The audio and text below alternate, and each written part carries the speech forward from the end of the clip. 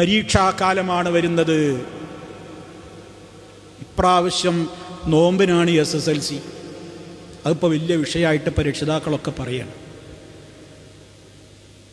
അപ്പോൾ എന്നോട് പലരും ചോദിച്ചു, പരീക്ഷയല്ലേ അപ്പോൾ പിന്നെ നോമ്പെടുക്കണ്ടല്ലോ. ഞാൻ പറഞ്ഞു, പരിശുദ്ധ റമദാനിലെ വ്രതാനുഷ്ഠാനം ഒഴിവാക്കുവാനുള്ള ഉദറുകളിൽ ഒരു ഉദറായിട്ട് പരീക്ഷയെ നമുക്ക് കണക്കാക്കാൻ പറ്റൂല. എന്നാൽ ഒറ്റയടിക്ക് ഞാൻ നോമ്പെടുക്കണം എന്നാരെയും നിർബന്ധിക്കുന്നില്ല. ഓരോരുത്തരും നോക്കുക. ചില രാജ്യങ്ങളിൽ കടുത്ത ചൂടിൽ റമദാൻ വരുന്നുണ്ടാവും.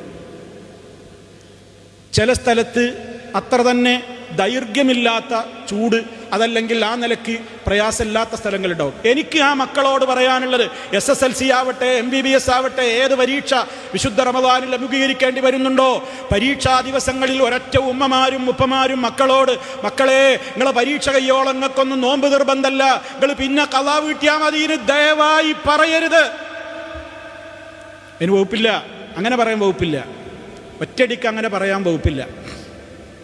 പിന്നെന്താ പ്രശ്നം? കുട്ടികൾ നോമ്പെടുക്കട്ടെ. നോമ്പെടുത്തിട്ട് പരീക്ഷ ഹാളിലേക്ക് പോകുമ്പോൾ ഇപ്പോൾ ഡോക്ടർമാർ ആ വിഷയത്തിലൊക്കെ എഴുതിയിട്ടുള്ള ലേഖനങ്ങൾ കുറേ ഞാൻ സെർച്ച് ചെയ്ത് നോക്കി.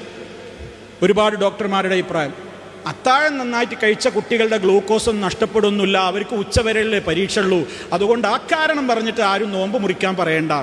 ഇൻ കേസ് കുട്ടികൾ നോമ്പെടുത്ത് പരീക്ഷയ്ക്ക് പോകട്ടെ, സാധിക്കുന്നില്ല, ഇപ്പോൾ വെള്ളം കുടിച്ചില്ലേ കുട്ടി തലയിട്ട് വീഴും എന്നൊരു ഘട്ടമുണ്ടോ, ആ കുട്ടി നോമ്പ് കുടിച്ചോട്ടെ, പിന്നെ ബാക്കി എടുത്തോട്ടെ. അതല്ലാതെ ആദ്യമേ വീട്ടിൽ നിന്നാണ്ട് ഓർഡർ പാസ്സാക്കണ്ട, എനിക്ക് നോമ്പൊന്നും എടുക്കണ്ട, അതൊക്കെ ഇസ്ലാമിൻ്റെ അളവുണ്ട്, നിങ്ങൾ പിന്നെ ഖളാ വീട്ടിയാൽ മതി, അങ്ങനെ അങ്ങ് നിസ്സാരായി പറയരുത് എന്നാണ് എനിക്ക് പറയാനുള്ളത്. എന്നാൽ നോമ്പ് എടുക്കണം നിർബന്ധത്തിൽ ഞാൻ പറയണില്ല. അതാ ഞാൻ പറഞ്ഞത്, നോമ്പ് എടുക്കുക. സാധ്യമാകുന്നില്ലെങ്കിൽ മാത്രം എന്ത് ചെയ്യുക, ആ കുട്ടികൾ നോമ്പെടുക്കണ്ട. അതാണ് ആ വിഷയത്തിൽ പറയാൻ പറ്റുന്നൊരു വിധി ഞാൻ മനസ്സിലാക്കിയത്. വല്ലാഹു അഅലം.